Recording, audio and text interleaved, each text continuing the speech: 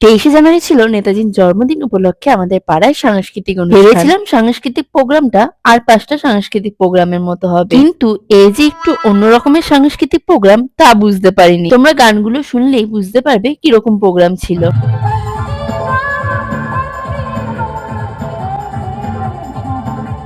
এবার আশা করি তোমরা বুঝতেই পেরে গেছো কেমন ধরনের সাংস্কৃতিক প্রোগ্রাম হতে চলেছে আজ। কিন্তু হ্যাঁ, প্রোগ্রামে কিন্তু আমরা বেশ এনজয় করেছি।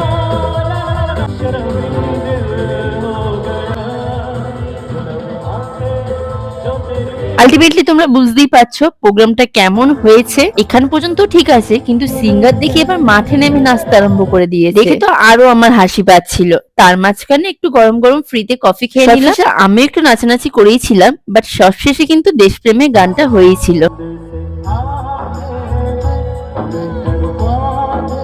আর এইভাবেই আজকের সন্ধ্যাটা কাটিয়েছিলাম। আজকে মিনি ব্লগটা এইটুকু। বাই।